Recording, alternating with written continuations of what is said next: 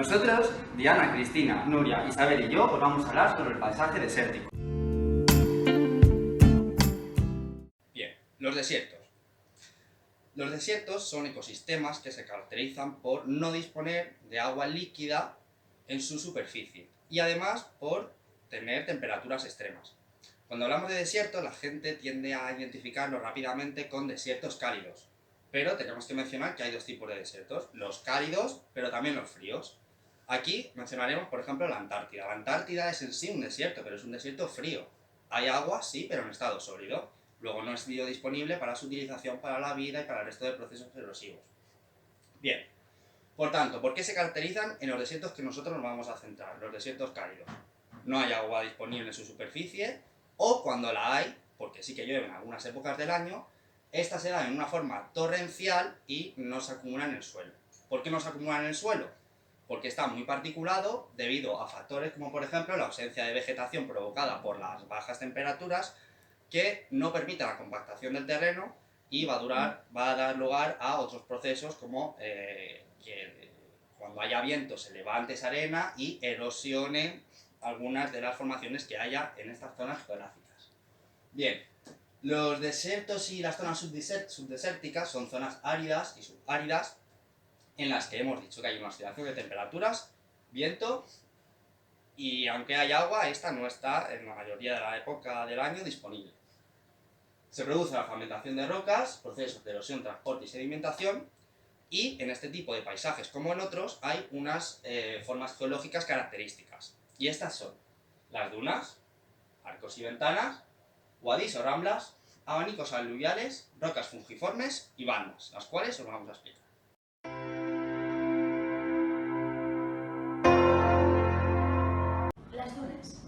Las dunas son elevaciones móviles de arena formadas por las fluctuaciones del viento. Los principales factores que determinan la morfología de una duna son la dirección y velocidad del viento, la disponibilidad de arena y también la presencia de obstáculos topográficos como puede ser vegetación. La mayoría de las dunas presentan un perfil asimétrico, poseen una pendiente más empinada denominada sotavento y otra más suave en dirección del viento denominada barlovento, como se aprecia en la imagen. La arena asciende por la ladera de barlovento por un proceso de saltación y se acumula justo detrás de la cresta de la duna, donde la velocidad del viento es menor. Con la consiguiente acumulación de arena y su deslizamiento se produce una migración lenta de la duna en la dirección del viento.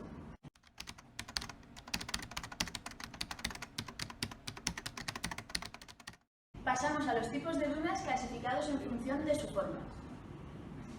Por un lado tenemos los barzanes, que son dunas con una planta en C o en media luna, cuyos extremos apuntan en la dirección del viento, como podéis observar en la imagen. ¿Dónde se producen estas dunas? Pues bien, en áreas con superficie, donde la superficie del suelo es dura y plana, donde el suministro de arena es moderado y la dirección del viento es constante. Las dunas transversales forman grandes campos que se asemejan a ondas, como podéis apreciar en la imagen. Se producen en áreas con un suministro de arena muy abundante y en las que la dirección del viento es constante. Los barjanoides constituyen una forma intermedia entre los barjanes aislados y las extensiones de dunas transversales. Se forman en áreas con un suministro de arena moderado, intermedio entre barjanes y transversales, y donde la dirección del viento es constante también. Las dunas longitudinales o en shape son dunas alargadas y rectilíneas que se forman de manera más o menos paralela a los vientos predominantes. ¿Dónde se forman este tipo de dunas? En áreas con suministro de arena limitado y donde las direcciones del viento convergen para dar lugar a esta forma rectilínea.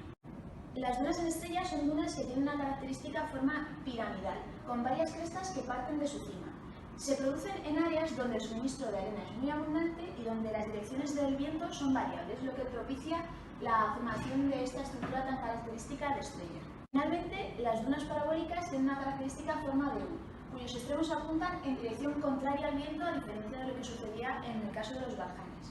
Se producen en áreas donde el suministro de arena es muy abundante y la dirección del viento es constante. Sin embargo, cabe mencionar que son más típicas de zonas costeras que desérticas.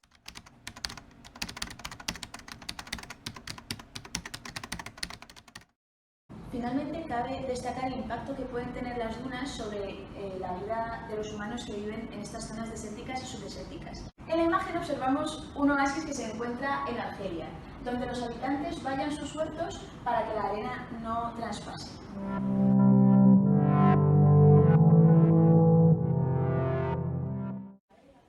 Respecto a los arcos y las ventanas, los arcos son formaciones geológicas compuestas por un puente o un arco de roca natural. Se forman junto a un acantilado con un estrato superior de mayor resistencia a la erosión sobre estratos más blandos, y la retirada progresiva por agentes erosivos de la base dará un arco. El agente erosivo puede ser las olas del mar, el agua de un río o el viento.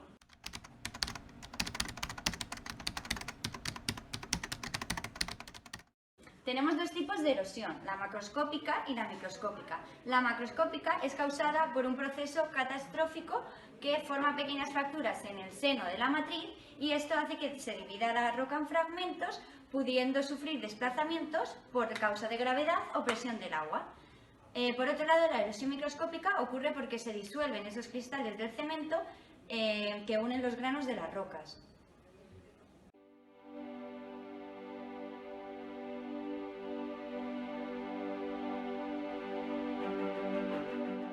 Wadi es un vocablo de origen árabe y significa rambla, valle o cauce. Son los cauces secos o estacionales de los ríos, arroyos y torrentes que drenan regiones cálidas y áridas. Están presentes en la península arábiga y en el norte del continente africano.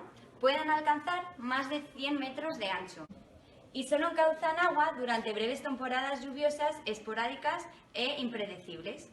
Lo característico de estas regiones es la escasa vegetación, que es xérica. Por lo tanto, está caracterizada por la palma datilera, árboles frutales, hortalizas y hierbas forrajeras. Además, como dato informativo, el nombre de muchos ríos de la península ibérica tienen la raíz Wad, como por ejemplo el Guadalquivir, el Guadiana, y eso significa que proviene de la raíz árabe Wadi.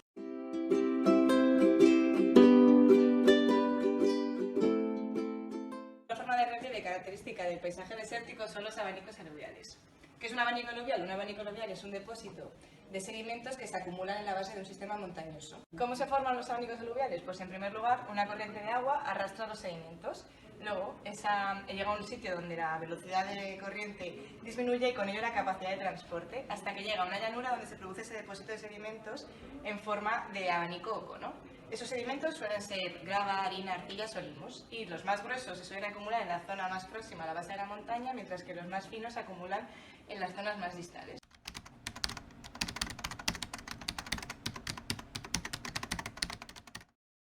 Estos abanicos aluviales pueden ser de diversos tamaños, desde pequeñas decenas de metros hasta centenas de kilómetros. Uno de los más característicos es el que vemos en la foto, que se encuentra en China, en el desierto de Tacamatlan.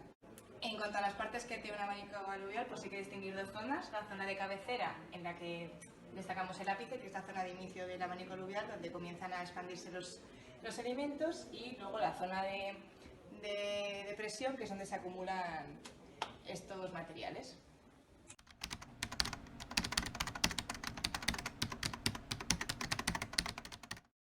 En cuanto a los diferentes tipos que podemos encontrar de abanicos, pues se pueden encontrar independientes y como abanico abierto, y cuando ya encontramos varios juntos, pues pueden ser de forma encajada, como en la imagen de ahí, o en abanicos superpuestos. Luego, por otro lado, también podemos encontrarnos abanicos que proceden de dos corrientes de agua distintas, pero que solapan en la zona de depresión y de acumulación de sedimentos.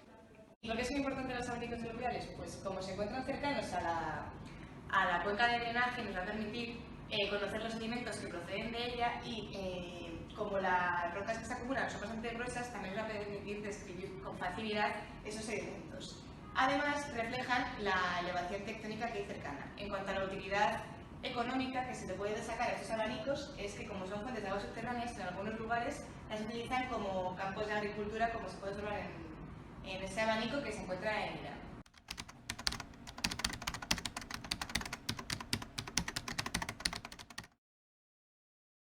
Por otro lado, los abanicos aluviales también pueden suponer un peligro natural, ya que muchas urbanizaciones se encuentran en estas zonas y, como pertenecen a climas áridos, no suelen tener ciclos irregulares, y cuando se producen grandes lluvias torrenciales, estas zonas pueden quedar inundadas, suponiendo graves daños humanos y materiales, como puede pasarnos en la foto que se encuentra en Venezuela y ocurrió en 1999 y donde se produjeron más de 15.000 muertes.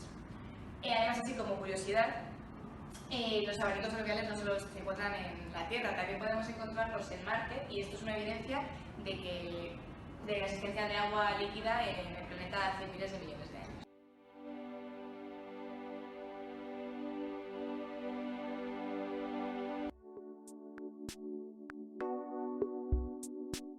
Se puede observar cómo el agua arrastra los sedimentos y se acumulan los más gruesos en la zona próxima a la base de la montaña, los medios en la zona media y los más finos en la zona distal o más alejada del sistema montañoso.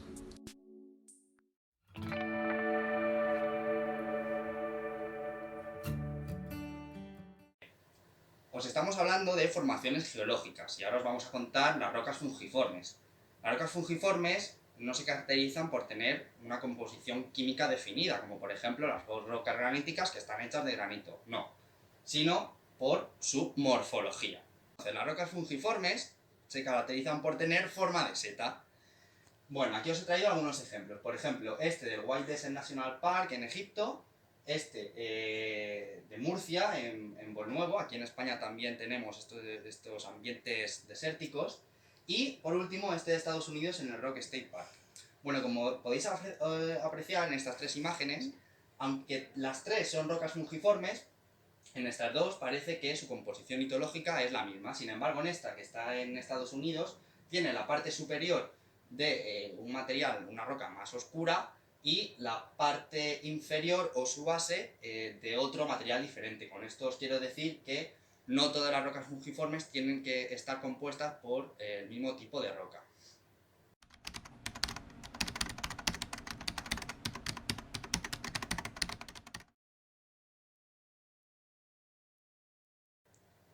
Estas formaciones geológicas son comunes en desiertos cálidos, donde la ausencia de vegetación que compacte el terreno permite que la arena que forma las dunas y los sedimentos esté suelta con la acción del viento. Entonces las partículas que van a ser arrastradas por este viento se levantan en los primeros metros de suelo y van a significar la primera fuerza erosiva que va a modelar este tipo de formaciones. Es por ello que tienen esta forma de seta, porque el viento erosiona más la base que la superficie.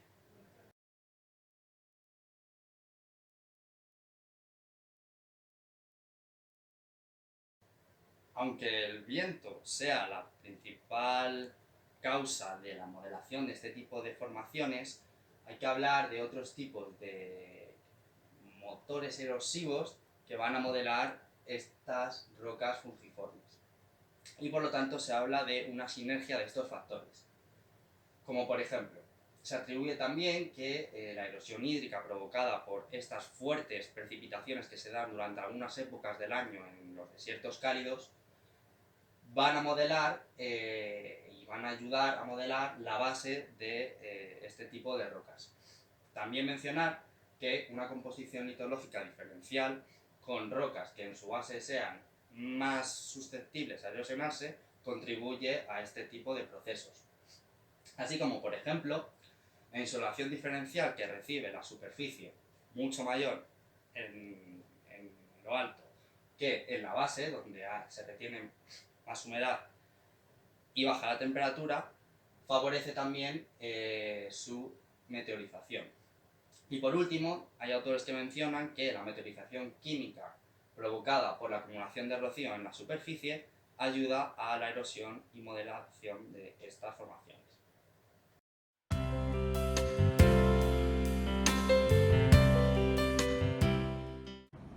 La última forma geológica que vamos a comentar son los badlands. Los badlands son unos paisajes de superficie muy irregular, característicos de zonas áridas y semiáridas, en los que tanto la escasez de vegetación como la poca cohesión de los materiales hace que estén sometidos a una fuerte erosión tanto por el viento como por la agua. Las lluvias en esta zona suelen ser escasas pero torrenciales, con lo cual provocan un gran modelado del terreno. Los badlands se encuentran sobre todo en superficies formadas por rocas blandas, rocas sedimentarias blandas, como pueden ser arcillas, margas y yesos, que si cuando se alimentaron lo hicieron en diferentes capas, con diferentes materiales, podemos observar capas de distintos colores en función de cuál fuera el sedimento en cada época geológica. Y además podemos encontrar fósiles que quedan descubiertos debido a la erosión del terreno y podemos saber la edad de la roca datando estos fósiles.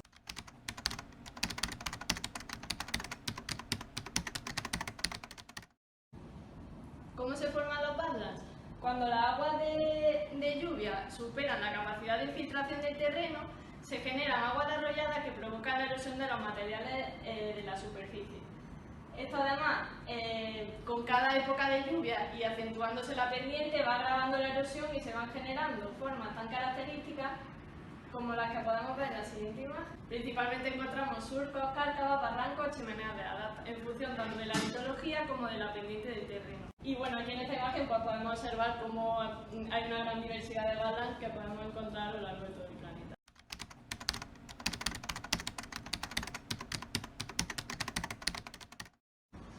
Pues sí, en España hay badlands porque tenemos zonas con clima subdesértico y desértico. Por ejemplo, en la imagen de arriba y la de abajo son imágenes de badlands que podemos encontrar en la zona norte de Granada.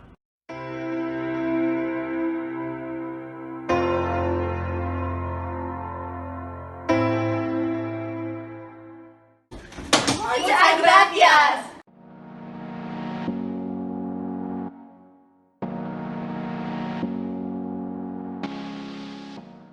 Soy un arquito, un fujiforme, una lunita y el aluvión.